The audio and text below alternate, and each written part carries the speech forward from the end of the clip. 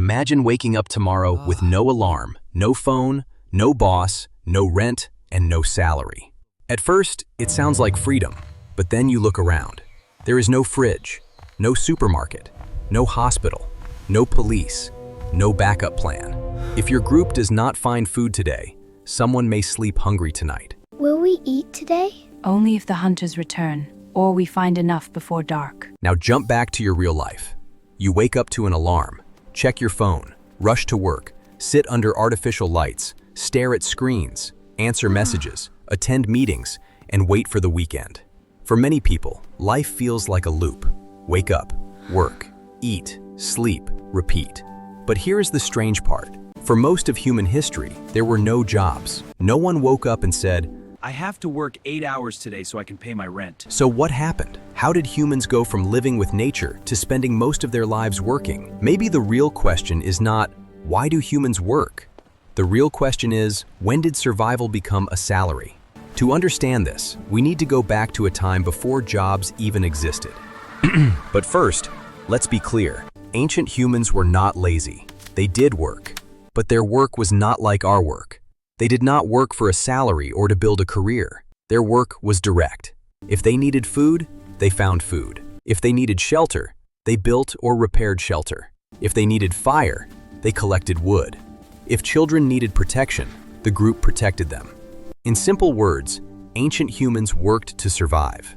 Modern humans work to earn money so they can buy survival. That is the big difference, and this difference changed everything. Now imagine a small group of ancient humans waking up with the sunrise. Their day did not follow a clock. It followed weather, hunger, danger, and the needs of the group. The sky is clear. We should hunt today. And we will gather roots before the heat comes. But survival was not based on one task alone. Some people made tools, some repaired shelters, some looked after children, and some watched for danger. Their life was not empty. It was full of tasks. But those tasks were connected to real life. They could see the result of their work. If they collected food, the group ate. If they made a sharp tool, it helped in hunting or cutting. If they kept the fire alive, the group stayed warm and safe. This is very different from many modern jobs, where a person can work all day on emails, files, reports, or numbers, and still feel like nothing real happened.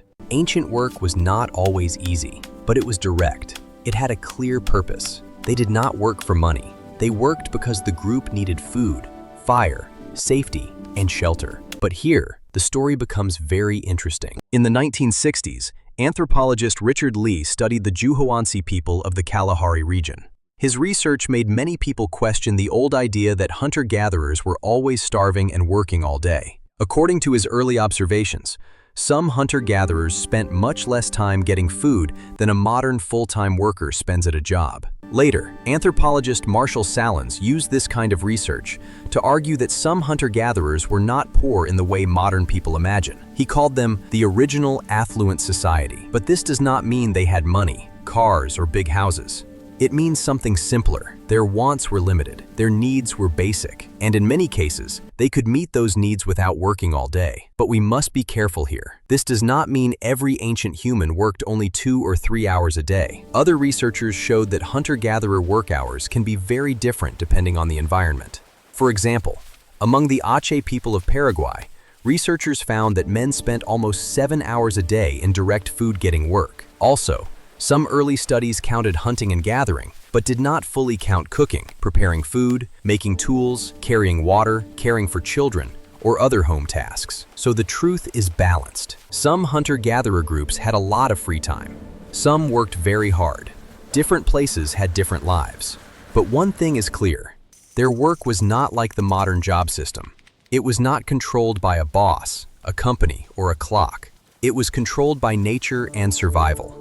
Many people today look at ancient life and think, no job, no rent, no boss. That sounds amazing. But wait, ancient humans may have been free from office life, but they were not free from danger. They had no rent, but they also had no guaranteed home. They had no supermarket, but they also had no guaranteed food. They had no hospital, but even a small injury could become serious. They had no police, but wild animals, rival groups, and accidents were real threats. So yes, they had freedom, but that freedom came with fear. A failed hunt could mean hunger. A bad season could mean suffering. A broken leg could change a person's whole life. That is the part many people ignore when they talk about ancient life. They make ancient life look like a peaceful picnic, but ancient life was not a picnic. It was survival. It had rest, community, and meaning, but it also had hunger, injury, disease, and risk. Another important thing to understand is this: ancient humans survived together, not alone. Remember this place.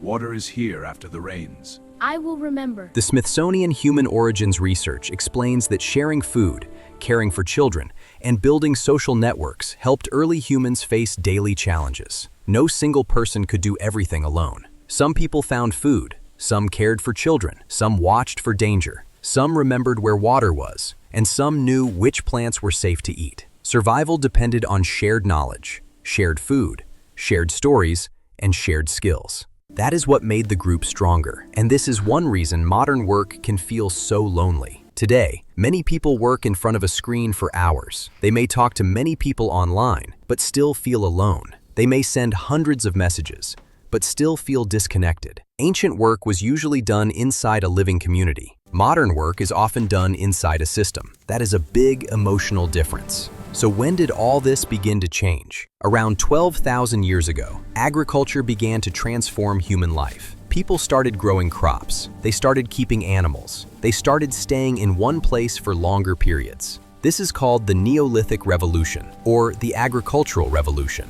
At first, farming looks like a simple upgrade. Instead of walking around to find food, humans could grow food near their homes. That sounds better. And in many ways, it was better. Food could be stored. Families could stay in one place. Villages could grow. People could build stronger homes. But farming also created new problems. Land became important. Storage became important. Property became important. And once property became important, new questions appeared. Who owns this field? Who protects the stored food? Who works the land? Who gets more? Who gets less? This is where the French philosopher Jean-Jacques Rousseau gives an interesting point of view. Rousseau believed that one of the biggest turning points in human history was the moment someone looked at a piece of land and said, This land is mine.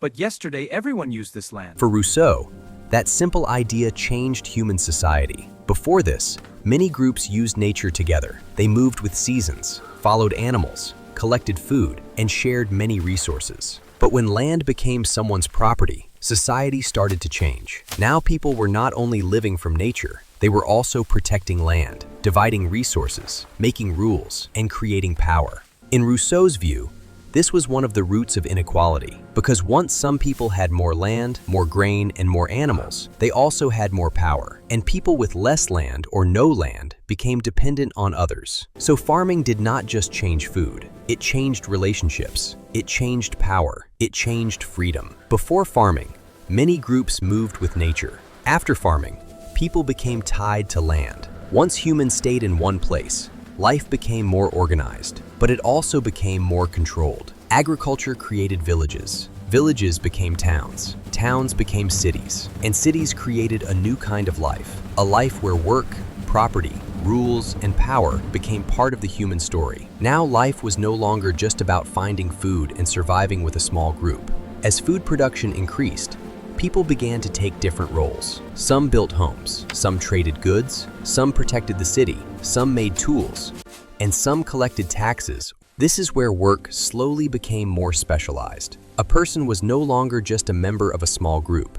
He became a farmer, a builder, a guard, a trader, a servant, and a worker. Work started becoming identity. This was a huge change. In a small hunter-gatherer group, your value was linked to your skills, your relationships, your knowledge, and your role in helping the group survive. But in larger societies, your role became more fixed. You had a place in the system. Some people controlled land, some controlled stored food, some controlled rules, and many others had to work under those systems. This is where Rousseau's point becomes important again. Once land, food, and power were controlled by some people, others became dependent on them.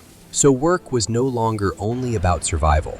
It also became about obeying rules, serving systems, paying taxes, and working for people who controlled resources. Now let's move closer to our world. Today, most of us do not get survival directly from nature. We do not hunt food. We buy food. We do not build our own shelter. We pay rent or a mortgage. We do not make all our own tools. We buy them. We do not protect the group ourselves. We pay systems, taxes, and services.